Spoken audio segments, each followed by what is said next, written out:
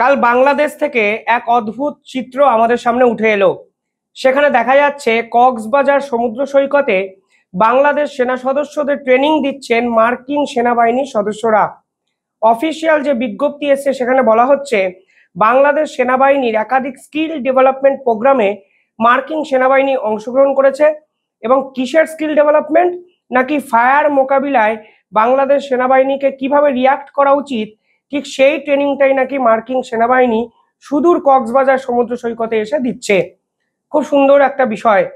উল্টো দিক দিয়ে ভাবুন যে মার্কিন সেনাবাহিনীর হাতে ঠিক কতটা সময় যে তারা পৃথিবীর অন্যতম পুচকে একটা দেশ বাংলাদেশ, তাদের সেনা সদস্যদের এসে ট্রেনিং দিচ্ছেন, তাও আবার কক্সবাজার দ্বীপে।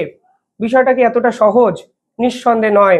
এই কক্সবাজার কেন্দ্রিক এই দ্বীপকে নিয়ে বাংলাদেশের রাজ্য রাজনীতি বারংবার উত্তাল হয়েছে।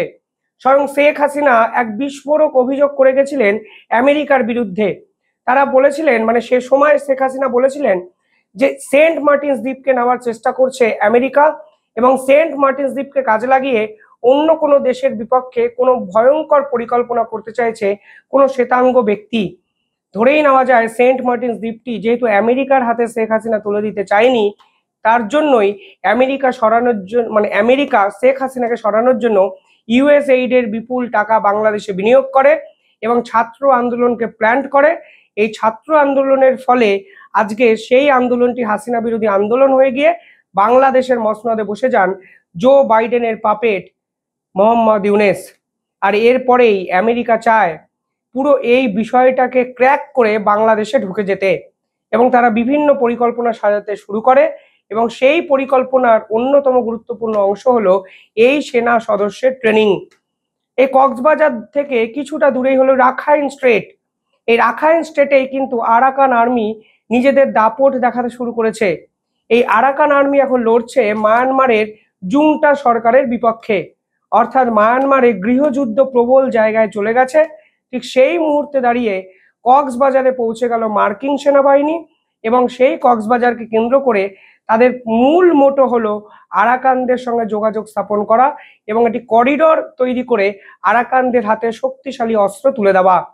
এবার বাংলাদেশ সরকার যে সহজ সত্যটা বুঝতে পারছে না, তা হলো এই মুহূর্তে যদি মায়ানমারের গৃহযুদ্ধ হয়, একদম এক্সট্রিম নেক্সট যে প্রতিবেশী দেশ মায়ানমারের আছে তা হলো বাংলাদেশ, এবং এই বাংলাদেশেরও কিন্তু এর এফেক্ট 100% পড়বে। ফলে বৃহত্তর এক পরিকল্পনা, বৃহত্তর আন্তর্জাতিক ষড়যন্ত্র, এবং সেই ষড়যন্ত্রকে যেচে ইনভাইট করেছে মোহাম্মদ ইউনেস, যার প্রথম ঝলকটি কালকে দেখা গেল, যেখানে মার্কিন সেনা সদস্যরা রীতিমতো কক্সবাজারে এলেন, বাংলাদেশ সেনা সদস্যদের ট্রেনিং করলেন, এবং এর পিছনে একাধিক বিস্ফোরক প্রশ্নচিহ্ন কিন্তু উঠে এলো। এবার এই পুরো বিষয়টা যে হতে পারে তাকে ভারত আগাম আভাস পেয়েছিল? উত্তর হলো পেয়েছিল। কারণ মায়ানমারে যদি সত্যি গৃহযুদ্ধের অবস্থা হয়, তাহলে ভারতবর্ষ কিন্তু কোনো না কোনো জায়গায় সাফার করবে। কিছুদিন আগে সেভেন সিস্টার্সকে মানে জুড়তে এবং সেভেন সিস্টার্সকে নিয়ে মায়ানমারের সঙ্গে কানেক্টিভিটি তৈরি করতে ভারতবর্ষ 23,000 কোটি টাকার একটি প্রজেক্ট ঘোষণা করে। মনে রাখবেন, সেই প্রজেক্টে যে নতুন রাস্তাটা তৈরি করার কথা বলা হয়েছে, সেই রাস্তাটা কিন্তু কানেক্ট করে মায়ানমারের সিটিউ পোর্টে। এই সিটিউ পোর্ট হলো আরাকান আর্মির যে জায়গাটা তারা দখল করে রেখেছেন রাখাইন স্টেট, তা থেকে কিছুটা দূরে। এবং ভারতবর্ষের এই কালাদান প্রজেক্টও কিন্তু এফেক্ট হতে পারে যদি এই অঞ্চলে কোনো গৃহযুদ্ধকে সত্যিকারের ইনভাইট করে মায়ানমারের জুংটা সরকার এবং আরাকান আর্মি। পিছনে চীন আমেরিকা থাকতে পারে, কিন্তু ওদের নিজেদের মধ্যে ঝুটঝামেলা করতে গিয়ে ভারতেরও কিছু না কিছু সমস্যা কিন্তু এই অঞ্চলে উঠতে পারে। এবং সব থেকে বেটার একটা জায়গা ছিল যদি বাংলাদেশ এই পুরো বিষয়টা না ঢুকতো, তাহলে এই জায়গাটা কিন্তু তৈরি হতো না। এবার মায়ানমারের এই সরকার, যারা চীনের মদতপুষ্ট, তারা যখন জানবে এই আরাকান আর্মির পিছনে আমেরিকা আছে, আমেরিকা সেনাবাহিনী আছে, তাহলে ওদের অ্যাগ্রেসিভনেস এবং ফেরোসিয়াসনেস কোন জায়গায় যাবে আপনারা তো বুঝতেই পারছেন। বাংলাদেশের এই সরকার এতটাই দুর্বল যে বিদেশি শক্তির ইনফ্লুয়েন্স এই সরকার এখনো অব্দি এড়িয়ে যেতে পারেনি। কখনো আইএমএফ এর টাকা বলুন কিংবা কখনো ইউএসএইড এর টাকা বলুন, প্রত্যেকটি ক্ষেত্রে তারা এতটা অন্য শক্তির উপর ডিপেন্ডেন্ট হয়ে গেছে যে এখান থেকে বেরিয়ে আসার রাস্তা তাদের কাছে আর নেই। এবার ভারতের ইন্টেলিজেন্সের পক্ষ থেকে কি রিপোর্ট উঠে আসছে একটু আপনাদেরকে আমি জানাতে চাই। এই প্রতিবেদন ভারতের একাধিক নামকরা সংবাদপত্রে বেরিয়েছিল। সে সময় ভারতবর্ষ পাকিস্তানের সঙ্গে যুদ্ধ পরিস্থিতিতে আবদ্ধ ছিল এবং ভারতবর্ষ পাকিস্তানের বিপক্ষে অপারেশন সিন্দুর চালু করে দেয়। এই অপারেশন সিন্দুর যখন একদিকে হচ্ছিল, তখন ইন্দো স্পেসিফিকে এই ধরনের অদ্ভুত ঘটনাগুলো ঘটে যায়, যেগুলো আপনাদের জানা খুব দরকার। এই প্রতিবেদন বলছে কাতার এয়ারওয়েজের এই এয়ারওয়েজের ফ্লাইট নাম্বার এখানে বলা হয়েছে OR641, একটি বড় লার্জ কার্গো এয়ারক্রাফট। এই লার্জ কার্গো বড় এয়ারক্রাফটে আমেরিকার 4 জন আর্মির প্রতিনিধি বাংলাদেশে আসেন এবং ডিফেন্স ইন্টেলিজেন্স এজেন্সির পক্ষ থেকে এই 4 সদস্যকে বাংলাদেশে পাঠানো হয়। এমনকি এদের কাজই হলো বাংলাদেশের ভিতর থেকে কিছু অস্ত্রশস্ত্র করিডর করে আরাকানদের হাতে যেন পৌঁছানো যায়। মূলত সেই লক্ষ্যেই ডিফেন্স ইন্টেলিজেন্স এজেন্সি আমেরিকার এই DIA এর পক্ষ থেকে 4 প্রতিনিধি দলকে বাংলাদেশে পাঠানো হয়। পাশাপাশি এদের কাজই হলো আরাকানদের হাতে বড় অস্ত্রশস্ত্র তুলে দেওয়া, কারণ বড় লার্জ কার্গো এয়ারক্রাফট এসছে এবং কোথা থেকে এসছে সেটাও যদি আপনাদের বলি তাহলে দেখবেন এই এয়ারক্রাফটটিকে স্পেশালি অস্ত্র বোঝাই এয়ারক্রাফট হিসাবেই আমেরিকা কিন্তু ব্যবহার করে। পরবর্তীকালে এই 4 সদস্যের নাম জানা যায়। কাদের নাম জানা যায়? সেই বলা হয় এই পুরো গ্রুপে আছেন টারা লিন আলেকজান্ড্রিয়া বলে একজন, তিনি আবার আমেরিকার লজিস্টিক ডিরেক্টর। 2 নম্বর যা নাম উঠে আসে তার নাম ডেভিড থমাস, যিনি প্রোডাক্ট সেলস ম্যানেজার। 3 নম্বর মাইকেল লডি, এই মাইকেল লডি হলো আমেরিকার সিনিয়র ডিরেক্টর। 4 নম্বর স্টাফ সার্জেন্ট মার্টিন। অর্থাৎ আমেরিকা কিন্তু তার পূর্ণ শক্তি লজিস্টিক দল কিন্তু বাংলাদেশে পাঠিয়েছিলেন একটি লার্জ কার্গো এয়ারক্রাফট করে, যা বাংলাদেশে ল্যান্ড করে এবং বাংলাদেশ থেকে কক্সবাজারে তারা কিন্তু 9 কিংবা 10ই মের মধ্যে ঢুকে যায় এবং তারা প্রাথমিকভাবে ঢাকার ওয়েস্টিন হোটেলে ছিলেন। দেখুন, এই সোর্স মারফত সব খবরগুলো কিন্তু প্রকাশ্যে চলে এসছে, ফলে বাংলাদেশ সরকার কিন্তু চেষ্টা করলেও এগুলো লুকিয়ে রাখতে পারবে না। এর পিছনে যে বড় আন্তর্জাতিক ষড়যন্ত্র আছে তা বাংলাদেশ সরকার সাধারণ মানুষকে কিন্তু বুঝতে দিচ্ছেন না।